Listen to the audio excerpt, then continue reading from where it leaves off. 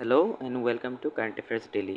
আজি আমাৰ সেশনটো ষ্টাৰ্ট কৰিব গৈ আছোঁ and the first topic is Promotion and Regulation of Online Gaming Bill 2025.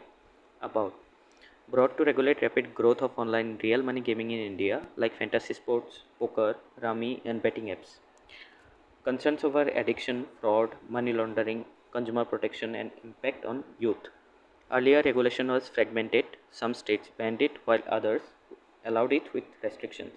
Center intervened for a uniform national framework. এতে কি কৈছে যে যেটো আমাৰ promotion and regulation of online gaming বিল 2025 আনিছে আৰু লোকসভাত ৰিসেন্টলি এটো পাছো হৈছে এটো আনিছে যাতে যেটো আমাৰ গেমিং ইন্ডাস্ট্ৰিত ৰিয়েল মানি ইউজ কৰি পেলাই যেটো গেমিং এটা এনভাইৰনমেন্ট ষ্টাৰ্ট হৈছে যেনেকৈ ফেন্টাসি স্পোৰ্টস পোকাৰ ৰামি বেটিং এপছ এটসেট্ৰা এইবিলাক ৰেগুলেট কৰিবলৈ এটো বিল আনিছে আৰু কনসাৰ্ন কিছুমান আছে যে এডিকশন হৈ যায় ইউথৰ এডিকশন হৈ যায় ফ্ৰডো হয় তাতে মানি লণ্ডাৰিঙো হয় কনজিউমাৰ প্ৰটেকশ্যনত ধ্যান নিদিয়ে এণ্ড ইউথৰ ওপৰত যি নিগেটিভ ইম্পেক্ট পৰে তাক ৰেগুলেট কৰিবলৈ বা তাক ৰিডিউচ কৰিবলৈ এইটো বিল আনিছে earlier the regulation was fragmented regulation আগতে ফ্ৰেগমেণ্টেড আছিলে কিছুমান ষ্টেটে বেন কৰিছিলে আৰু কিছুমান ষ্টেটে এলাউ কৰিছিলে with restrictions but centre intervened for a uniform national framework এতিয়া চেণ্টাৰে ইণ্টাৰভিন কৰিছে যে এটা নেশ্যনেল ইউনিফৰ্ম নেশ্যনেল ফ্ৰেমৱৰ্ক এটা বনাব আৰু তাৰপিছত ষ্টেটে তেনেকৈ ইমপ্লিমেণ্ট কৰিব পাৰিব ইয়াৰ কি প্ৰভিজন কিছুমান আছে ব্লেংকেট বেন কৰিব কিছুমান ৰিয়েল মানি গেম অনলাইন গেমিঙত তাতে ব্লেংকেট বেন কৰিব আৰু যদি স্কিল বেজো হয় বা চান্স বেজো হয় বা হাইব্ৰিডো হয় তথাপিও সেইবিলাক এপ বা ৱেবছাইট বেন কৰিব এতিয়া skill based chance based hybrid কি হয় যদি আপুনি স্কিল ইউজ কৰিছে কিন্তু তাতে মানি ইউজ হৈছে আৰু চান্স বেস বা লাক বেস এইবিলাক যিবিলাক বেটিং এপ থাকে সেইবিলাক আৰু হাইব্ৰিড যদি হয় দুটাৰে মিক্স যদি হয় তথাপিও বেন কৰিব তাতে আৰু এইটো ব্লেংকেট বেন হয় কভাৰ্ছ both domestic and offshore platform offshore মানে আমাৰ যিবিলাক ইণ্ডিয়ান গেমিং এপ বা ৱেবছাইট আছে বা বিদেশী যিবিলাক এপ বা ৱেবছাইট আছে আৰু এইবিলাক গেম প্ৰমোট কৰি আছে এইবিলাক প্লেটফৰ্ম বেন কৰিব কিছুমান গেমক পাৰ্মিট কৰিছে যে চলিব পাৰিব বুলি যেনেকৈ ই স্পৰ্ট আছে এডুকেশ্যনেল গেমছ আছে ছ'চিয়েল এণ্ড কেজুৱেল গেমিং আছে এইবিলাক এলাউ কৰিছে penalties up to 1 crore fine and 3 years imprisonment for companies for running real money games যিবিলাক কিছুমান কোম্পানী আছে সিহঁতে ৰিয়েল মানি গেমিং প্ৰমোট কৰি আছে আৰু তেওঁলোকে ক্ৰিয়েট কৰি আছে নতুন নতুন যেনেকৈ ড্ৰিম 11 এটচেট্ৰা এইবিলাকৰ ওপৰত 1 crore পেনাল্টি লগাব ফাইন লগাব আৰু 3 বছৰৰ ইমপ্ৰিজনমেণ্টো হ'ব পাৰে penalties also' extend to advertisers influencers payment intermediaries for supporting ban games এতিয়া যিবিলাক এডভাৰটাইজাৰ্ছ থাকে সিহঁতকো পেনালাইজ কৰিব যদি তেওঁলোকে প্ৰমোশ্যন কৰে আৰু ইনফ্লুৱেঞ্চাৰ্ছকো পেনালাইজ কৰিব যদি প্ৰমোশ্যন কৰে আৰু পে'মেণ্ট ইণ্টাৰমিডিয়েৰি যিবিলাক আছে বেংকে যদি তেওঁলোকৰ পে'মেণ্টকেইটা ট্ৰানজেকশ্যন কৰে তেন্তে বেংককো এইটোত পেনালাইজ কৰিব গভৰ্ণমেণ্ট পাৱাৰ কিছুমান আছে যে অথৰাইজেছ ৱাৰেণ্টলেছ চাৰ্চ এণ্ড চিজাৰ এগেইনষ্ট ভায়লেটাৰ্ছ যদি ভায়লেশ্যন হয় তেন্তে তেওঁলোকৰ ৱাৰেণ্টলেছ চাৰ্চ হ'ব পাৰে আৰু তেওঁলোকৰ প্ৰপাৰ্টিও চিজ কৰিব পাৰে government is also' empowered to block apps and websites instantly গভৰ্ণমেণ্টে এপ বা ৱেবছাইট ইনষ্টেণ্টলি বেন কৰিব পাৰে কনজিউমাৰ প্ৰটেকশ্যন এংগলো আছে ban framed as a move to protect youth and vulnerable sections from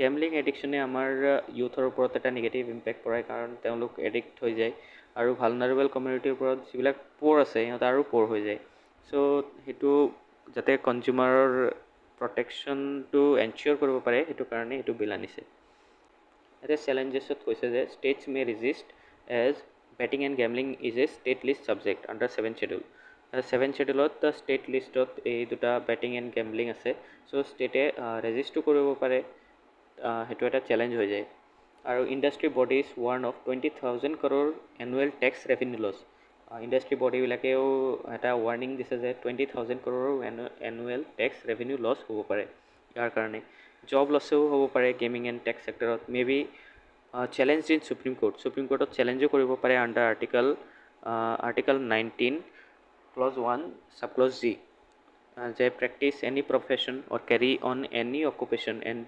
trade or business under article 19 clause 1 subclause G ৰ আণ্ডাৰত কোৱা হৈছে যে any person can practice any profession or to carry on any occupation, trade or business. Case যদি কৰে তেতিয়াহে দেখা যাব সুপ্ৰিম কোৰ্টে কি ৰায় দিয়ে।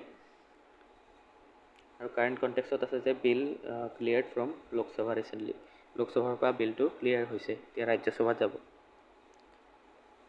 The next topic is sustainable aviation fuel. এতিয়া ছাষ্টেইনেবল এভিয়েশ্যন ফিউল কি হয়?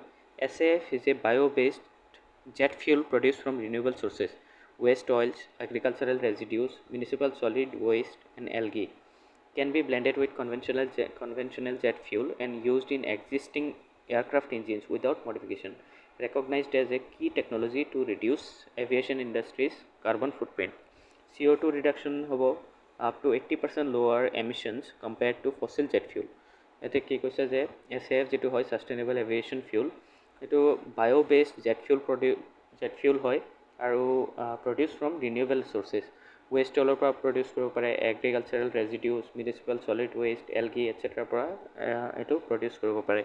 Can be blended with conventional jet fuel যিবিলাক আছে ফসিল জেট ফিউল, সেইবিলাকৰ লগত ব্লেন্ড কৰি পেলাই ইউজ কৰিব পাৰে। আৰু এক্সিষ্টিং যিবিলাক এয়াৰক্ৰাফ্ট ইঞ্জিন আছে তাক মডিফাই নকৰাকৈ ইউজ কৰিব পাৰে।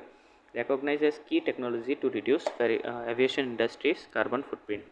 আমাৰ যি এভিয়েশ্যন ইণ্ডাষ্ট্ৰি আছে তাৰ কাৰ্বন ফুটপ্ৰিণ্ট ৰিডিউচ কৰাৰ কাৰণে এইটো এটা কি টেকনলজি হ'ব পাৰে। আৰু CO2 ৰিডাকশ্যন কৰে, যিবিলাক ফসিল জেট ফিউল আছে তাতকৈ 80% লোৱাৰ এমিশ্যন কৰে SAF এ। India's framework and significance. ইণ্ডিয়াৰ কি ফ্ৰেমৱৰ্ক আছে? Indian Oil Corporation, Air India, IndiGo, SpiceJet have conducted pilot flights using blended SAF। Blended SAF use কৰি পেলাই যিবিলাক কনভেনশ্যনেল জেট ফিউল আছে ফসিল জেট ফিউল তাৰ লগত SAF ব্লেণ্ড কৰি পেলাই IOC, India, Air India, IndiGo, SpiceJet recently কিছুমান টেষ্ট ফ্লাইট কণ্ডাক্ট কৰিছে আৰু ছাকচেছফুলি কণ্ডাক্ট কৰিছে। National policy on biofuels 2018 amended 2022 এনকাৰেজেছ production of aviation biofuels. National policy on biofuels যিটো আছে 2022ত এমেণ্ড কৰা হৈছিলে আৰু তাতে কোৱা হৈছিলে যে এভিয়েশ্যন বায়োফিউলক এনকাৰেজ কৰা হ'ব। India plans to mandate 1% SAF blending for domestic flights by 2027, scaling up gradually. ইণ্ডিয়াই প্লেন কৰিছে যে by 2027 1% sustainable aviation fuel blend কৰিব with conventional fossil jet fuel, আৰু লাহে লাহেকৈ গ্ৰেজুৱেলি তাক ইনক্ৰিজ কৰিব। যেনেকৈ ইথানল ফাৰ্ষ্টত 10% আছিলে, তাৰপিছত 20% কৰিলে, তেনেকৈ 1%ৰ পৰা লাহে লাহেকৈ স্কেল আপ কৰিব। Ministry of petroleum and natural gas, ministry of civil aviation, নীতি আয়োগ etcetera involve in the road map. এতিয়া দুটা মিনিষ্ট্ৰী আৰু নীতি আয়োগ ইয়াতে ইনভলভ হৈ আছে। Alliance with India's net zero' 2070 commitment.